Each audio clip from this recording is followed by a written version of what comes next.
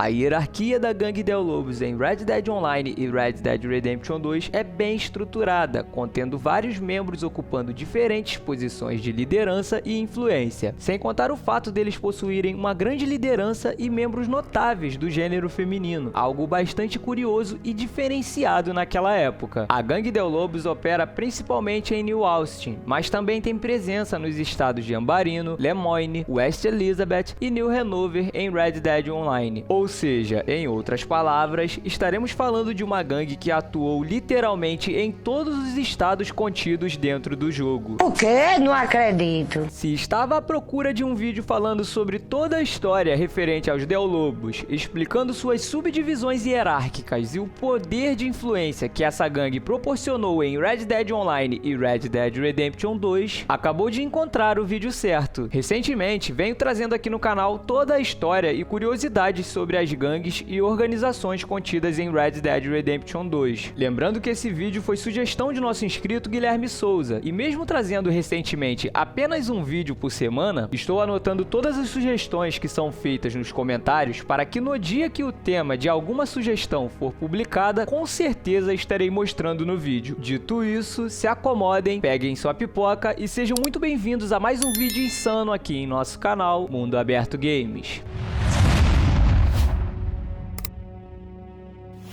A gangue Del Lobos é conhecida por suas atividades criminosas, incluindo roubos, lutas e assassinatos. Eles possuem um histórico de conflito com o governo dos Estados Unidos, especialmente após a Guerra Mexicano-Americana, que, explicando de uma forma resumida, foi basicamente uma guerra por disputa de territórios, que teve como consequência o aumento do território dos Estados Unidos em cerca de 1/4, a perda de aproximadamente metade do território do México e controvérsia moral nos Estados Unidos. A gangue Del Lobos é uma das maiores, isso se não for a organização contendo o maior número de líderes e membros notáveis, possuindo em toda a sua existência 3 líderes e 5 membros notáveis. Tudo isso? Vamos começar pelos líderes em ordem crescente. Alfredo Montes. Este é o homem que fundou a gangue Del Lobos e que recebeu voz do ator chamado Emílio Delgado. Caso você nunca tenha jogado Red Dead Online ou até jogou, mas não prestou a atenção na história enquanto fazia as missões do modo online, provavelmente não se atentou a este fato. Não sabemos ao certo, mas provavelmente a gangue Del Lobos tenha sido fundada por volta de 1880, sendo liderada por Alfredo Montes, juntamente com alguns de seus familiares e aliados mexicanos que também eram fora da lei, exilados ou oportunistas. Eles se estabeleceram em Thieves Landing e se tornaram conhecidos por suas atividades criminosas, incluindo roubos e violência. Thieves Landing serve como um grande porto para a região, com a maioria dos moradores sendo estivadores no estaleiro, focando suas atividades em embarcações. No período em que se passa Red Dead Online e Red Dead Redemption 2, que vai de 1898 até 1907, nenhum policial reside lá, já que a cidade não está sob jurisdição do governo federal. Consequentemente, criminosos rondam por toda parte, fazendo com que Thieves Landing seja conhecida como Porto dos Ladrões, sendo uma das principais bases dos Del Lobos. Alfredo Montes é citado pela primeira vez na missão chamada Onde Suas Morais Te Levarem. Nessa missão, estaremos ajudando Tom Davis, xerife dos Estados Unidos, que recebeu voz do ator Mike Keller. Tom Davis nos diz que está à procura de Alfredo Montes e que ele provavelmente estaria escondido na floresta de Tall Trees, próximo ao posto Manzanita, local onde vamos juntamente com Davis, e assim que chegamos, ele nos apresenta Lee, sendo informante e caçador de recompensas que recebeu voz do ator Bob Aury. Lee também é escalado pelo xerife Tom Davis para estar capturando Alfredo Montes, mas após executarmos vários integrantes da gangue e finalmente chegarmos ao líder, arrancando a sua cabeça e levando para o xerife Davis como prova, ele nos diz que essa pessoa não era Alfredo Montes, sendo na verdade seu irmão irmão chamado Jorge Montes. Se Alfredo Montes tivesse sido executado nessa missão, provavelmente Jorge Montes estaria ocupando seu lugar. Por conta disso, Davis nos pagou um valor menor, mais significativo pela recompensa, e também nos pediu para encontrarmos com ele nas proximidades de Van Horn, local contendo pistas de seu próximo paradeiro. Na próxima missão, chamada Altamente Ilegal e Moral, estaremos nos encontrando com o xerife próximo ao estábulo que fica ao lado de Van Horn. Tom Davis está ao lado de Josie Downson, que recebeu voz da atriz Asta Hansen. Josie Downson é proprietária do salão em Van Horn, sendo provavelmente a pessoa que denunciou os Del-Lobos ao xerife por eles terem tomado seu salão, proporcionando terror e caos na cidade. Segundo Josie, os Del-Lobos estão concentrados dentro da cidade e tem outros no acampamento ao norte, que também estão a caminho com o objetivo de se vingarem daqueles que mataram Jorge Montes. E é aí que Tom Davis nos pede para neutralizarmos os Del-Lobos, que estão na cidade e no acampamento ao norte, em busca de pistas sobre o paradeiro de Alfredo Montes. Logo mais à frente, após executarmos boa parte de seus homens, nos deparamos com Alfredo Montes e seus homens em uma diligência. Após capturarmos e levarmos ele até o xerife que estava nos aguardando em Emerald Ranch, Alfredo Montes ainda tenta nos subornar, mas não obteve sucesso, sendo levado para a prisão da cidade de Valentine. Na próxima missão, chamada Arrume um Bando dos Bons, a cidade de Valentine entra em estado de alerta e Tom Davis solicita urgentemente nossa ajuda para estarmos impedindo que os Del-Lobos invadam a cidade e resgatem Alfredo Montes. Mesmo sendo contra as leis previstas, Tom Davis executa friamente Alfredo Montes para que não existam riscos dele escapar com vida da prisão, prometendo ao xerife Malloy que iria proteger a cidade dos ataques que seriam feitos pela gangue. E foi o que nós, Tom Davis e os demais habitantes da cidade aptos para o combate fizeram. Até aí tudo bem. Tom Davis pensou que não haveriam represálias por parte dos Del-Lobos após perderem seu líder, mas não foi muito bem isso que aconteceu. Mesmo com a morte de Alfredo Montes, os Del-Lobos ainda assim conseguiram capturar os xerifes Tom Davis e Freeman, sendo xerife de Tumbleweed. Ambos seriam condenados e executados pelo Tribunal do Crime realizado pelos Del-Lobos na cidade de Tumbleweed. Mas nessa missão, conseguimos salvá-los a tempo e finalmente colocamos um fim nos ataques dos Del-Lobos. Ou será que não? Com a queda de Alfredo Montes, a sua prima passou a assumir a liderança da gangue. Seu nome é Carmela Montes, sendo também conhecida como La Muñeca, que significa a boneca em espanhol. Provavelmente esse apelido deve ter sido por conta de sua beleza natural. Carmela é uma assassina implacável e de sangue frio, sendo responsável por inúmeros assaltos e assassinatos em rodovias nos estados de New Austin e West Elizabeth. Ela é conhecida por viajar em sua carroça de guerra, um veículo fortemente blindado equipado com uma metralhadora que pode facilmente cortar qualquer resistência. Inclusive, esta carroça de guerra também foi usada na tentativa de resgatar Alfredo Montes na prisão em Valentine. Naquela época, sua base era em Hanging Dog Ranch, em Big Valley, no estado de West Elizabeth, local que passou a ser base principal dos O'Driscolls em Red Dead Redemption 2. Os tempos de glória de Carmela Montes chegaram ao fim quando ela se deparou com nosso personagem em Red Dead Online. Me ferrei, amigos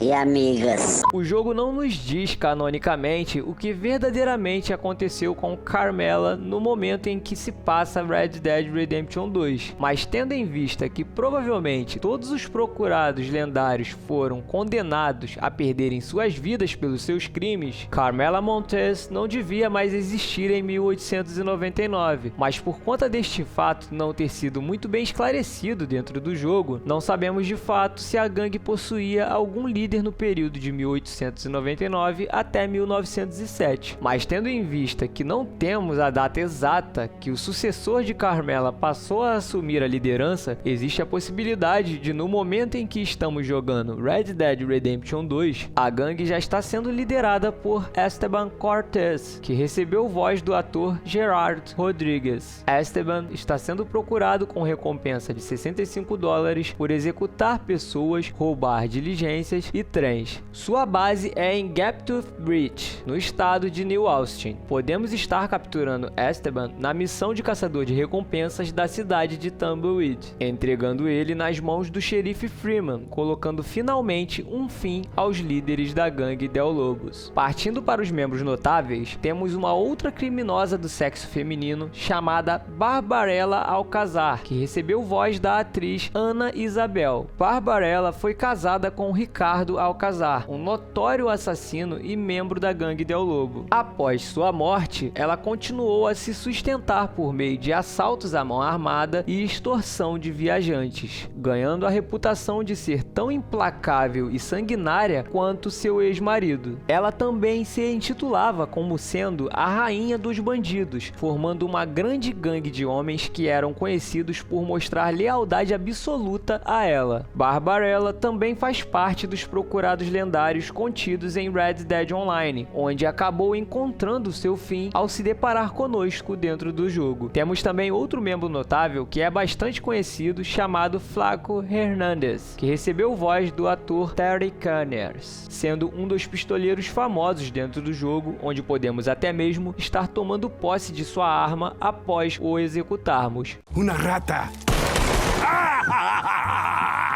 Ele é esquizofrênico, é assim mesmo, fique tranquilo. Existe um vídeo onde falo sobre todos os fatos e curiosidades relacionados a este personagem e de outros pistoleiros famosos aqui no canal. Vou estar deixando nos vídeos finais ou na descrição, porque se você não assistiu, vale muito a pena estar dando uma conferida depois. Outro membro notável é Ramon Cortez, que recebeu voz do ator James Martinez. Sua missão nós fazemos juntamente com Sadie Adler no epílogo, onde ambos estão exercendo a função de caçador de recompensas. Ramon é irmão de Esteban Cortez, então provavelmente seria o novo líder da gangue se não capturássemos. Outro fato comprovando que ele já é até mesmo considerado um líder pelos Del Lobos é que mesmo após capturarmos e deixarmos em Rhodes, seus homens conseguiram explodir a prisão e resgatá-lo.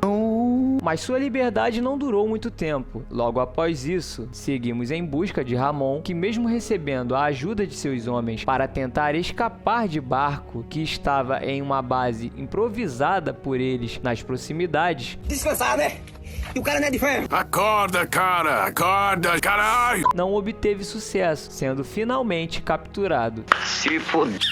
Temos também Joaquin Arroyo, que recebeu voz do ator Pilo Heights. Ele é procurado por suas execuções, incêndio criminoso e roubo. A recompensa por sua captura é de $60 e seu cartaz de procurado encontra-se na prisão de Tumbleweed. Nessa missão, podemos pegar em flagrante Joaquin Arroyo e seus homens planejando um assalto a um trem. Novamente, este é mais um dos demais membros que compõem a gangue, recebendo um fim à sua carreira após se depararem conosco no jogo. Com a falta de espaço, até dormir é um sacrifício. A presença da gangue Del Lobos aumenta o nível de dificuldade do jogo, proporcionando encontros emocionantes e perigosos. Considero eles como sendo inimigos formidáveis, que obrigam os jogadores a planejar suas estratégias e se preparar adequadamente para confrontos. Os Del Lobos dentro do jogo agregam bastante para a construção do mundo do Velho Oeste, principalmente nos estados de New Austin e West Elizabeth, onde contém eventos aleatórios de ataques às cidades, como podemos ver em Armadillo, por exemplo. Vale lembrar que o xerife Tom Davis nos disse que Alfredo Montez, fundador da gangue Del Lobos, estava sendo procurado por 2 países e 5 estados. Isso nos reforça ainda mais o grau de periculosidade dessa organização criminosa. Suas atividades criminosas e histórias pessoais adicionam camadas de narrativa que enriquecem o enredo principal e as missões secundárias. Encontrar e enfrentar a gangue oferece uma visão mais ampla do ambiente hostil e violento em que o jogo se passa. Os esconderijos da gangue Del Lobos incentivam os jogadores a explorar diferentes regiões do mapa. Lugares como Thieves Landing e Fort Mercer se tornam pontos de interesse para missões de saques, proporcionando uma experiência de jogo mais variada e imersiva. E por falar nesses 2 locais, o que aconteceu com eles e com a gangue em Red Dead Redemption 1? Não sei. Em 1999, 1911, ano em que se passa Red Dead Redemption 1, Thieves Landing passou a ser civilizado e protegido pelas autoridades, e os Deu-Lobos deixaram de existir. Provavelmente, os fatos que contribuíram para o fim desta gangue foram justamente a queda de todos os líderes e membros notáveis que apresentamos neste vídeo. Sem a existência de membros importantes para exercer a liderança, dificilmente a gangue conseguiria se manter, e foi o que provavelmente aconteceu. Com relação ao Fort Mercer, quem jogou Red Dead Redemption 1 sabe, mas para não soltar spoiler, posso garantir a vocês que este local não faz mais parte da gangue Deu-Lobos. Que pena! Não marque bobeira e assista agora os vídeos sobre outras gangues contidas no jogo que estarei deixando nos vídeos finais. Vídeos sobre os Skinner Brothers, a Corja dos Murphys e a máfia italiana de Angelo Bronte e Guido Martelli. Já se inscreva, deixe seu like e nos vemos no próximo vídeo.